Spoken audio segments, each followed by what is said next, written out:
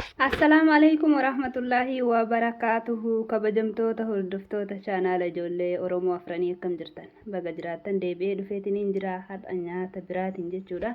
Har'a nyaata bareedaa yeroo gabaabaa keessatti hojjannu qabadhee dhufee jechuudha. Nyaata salphaa akkasii nyaanni keenya guyyaa har'aa paastaa jechuudha. Paastaadha inshaallah. Paastaa wajjin har'aa buusaa isaa yookaan sugoo isaa jechuudha. Hundee diimarraa hojjannaa jechuudha. Kun akkuma asitti agartan hundee diimaa habbaa 6 akkana 7 jechuudha. Fi dinnicha, shunkurtaa fi qullubbii waanuma xiqqoorraa hojjanna jechaadha. Inshaallah.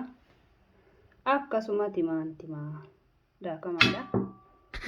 Itti aansuudhaan kun as keessatti agartan barbaree paprika powderii kana mangubnee fi mi'eessituu garaagaraatu gara jalaatiin jira jechuudha. Sooqidda bakka takkatti qopheeffadhee jira.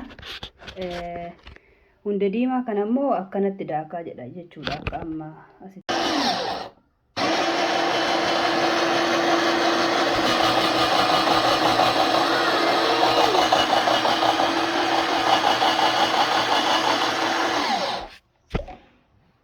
anatu gadi qabaate kan akkatti qabaataniin kana gadi qabaate.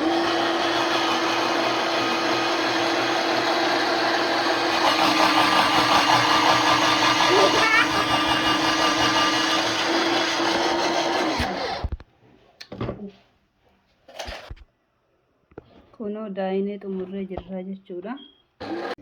Kabajamtoota hordoftoota kiyyaa kunoo amma as geennee jirra jechaadha. Shunkurtii fi qullubbiin walitti daakamtee kunoo maashina hundee diimaa daaketti waan daakettee diimaa jechuudha. As jirti.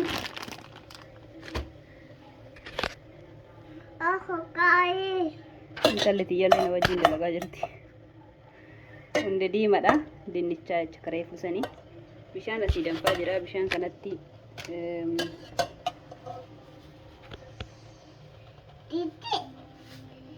soogidda godhannee jirra.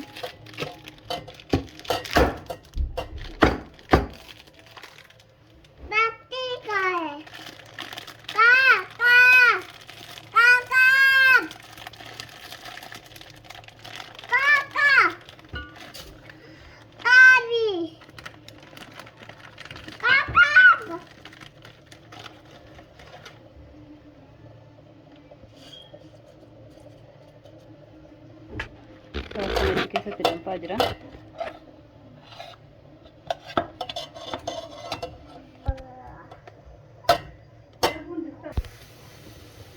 Hordoftoota keenya zayitii irra buufna.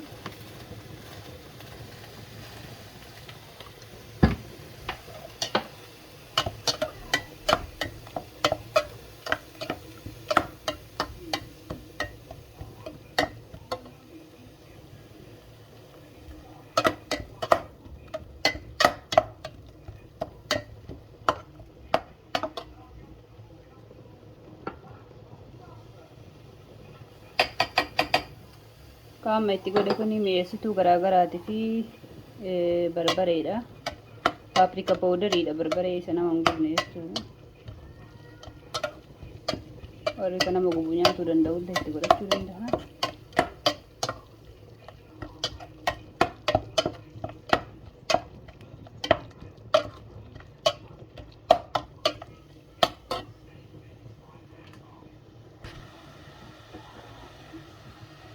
Akkuma argitan bishaan kun bishaan xiqqoo xiqqoo tana.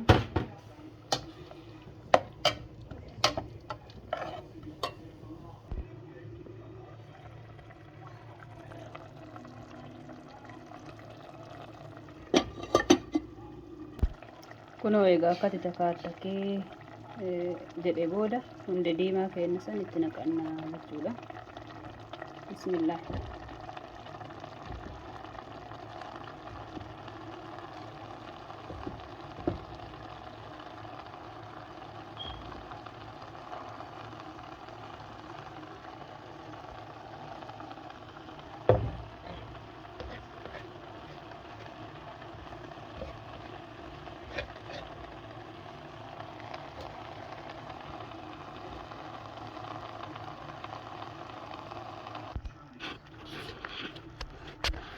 kunoo bilchaataa jira. Amma bishaan burcuqqoo xiqqoo tana, burcuqqoo baay'ee xiqqoodha. Burcuqqoo xiqqoo tana lama itti naqannaa jechuudha. Akka itti naqee ture. Timaatimii daakamaa fal'aanaa guddaa takka itti godhanna. Akkanumatti itti qadaannaa jechuudha. Wayita bilchaatetti walitti deebina.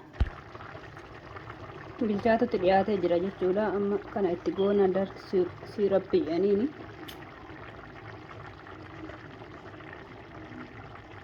Yoo itti godhuu baatanillee homaa rakkoo hin qabu.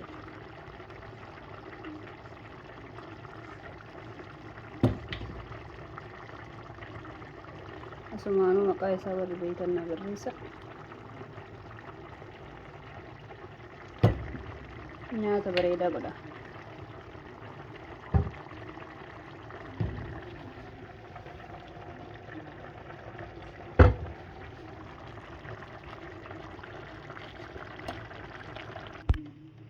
Kunoo hordoftoota kiyya bilchaatee jira jechuudha. Maashaa Allah. Paastaa kana asitti baaseeti waliin baasee isin agarsiisaa jechuudha. Paastaan keenyallee kunoo bishaan keessaa dhimbiibnee jirra. Bilchaatee jira. Paastaan sooqiddumaa fi bishaan keessatti bilchaasa dhimbiibuu qofa.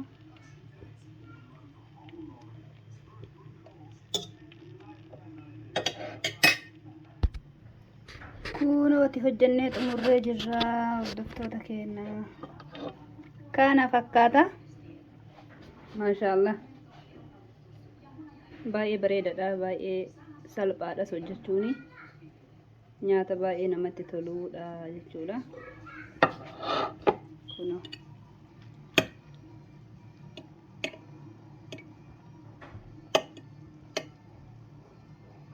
Bismillah. Afaan isin haa kaa'u.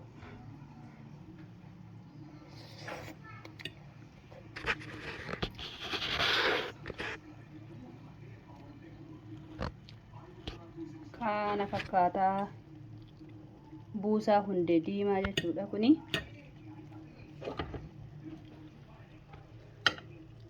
Isinitti tola jedhee abdii qabaa viidiyoon kiyya inshaa Allah. Yoo isinitti tolee laayik naa godhaa, sheer godhaati obboleeyyan keessan biraan gaa sabiskiraayib gochuun immoo maatii kiyyataa warra isin amma dura maatii kiyyataa tan baga irra deebin gaaraana dhuftanii isiniin jedha. Baay'ee galatooma inshaa Allah. Chaanaalli kun yeroo gabaabaa keessatti akka guddatu barnoota namni akka irraa argatu immoo anallee koomentii jalatti wanta sirreessuu qabu yoo jiraate namni anarraa dandeettii nyaata godhuu qabu akka koomentii naa kennu carraa kennee jira jechuudha. Barsiisuu qofa osoo hin taane baratuudha. Akkasii inshaa Allah waan daawwattaniif hedduu galatoomaa isiniin jedha. Laayik osoo hin goone biraa hin tarinaa. Koomentii keessan osoo hin kennanne bira hin darbinaa. Warri amma dura sabiskiraayib hin godhin immoo sabiskiraayib gootan malee biran tarinaa isiniin jedha. Assalaamu alaikum warahmatullaahi wabarakaatu.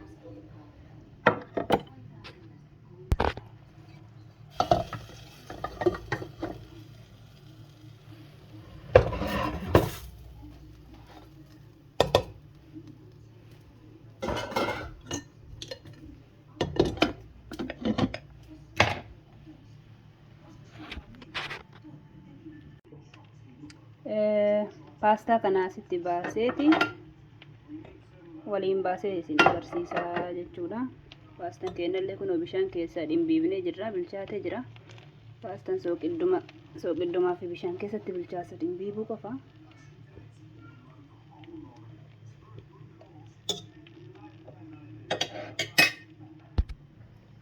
Kunooti hojjannee xumurree jirra hordoftoota keenya. Kana fakkaata. Maashaallah. Baay'ee bareedaadha. Baay'ee salphaadhas hojjechuuni. Nyaata baay'ee namatti toluudha jechuudha. Kunoo.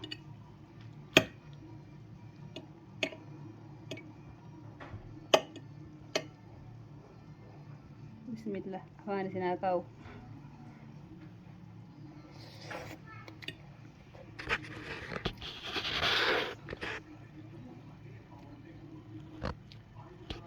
Kana fakkaataa buusaa hundee diimaa jechuudha kuni.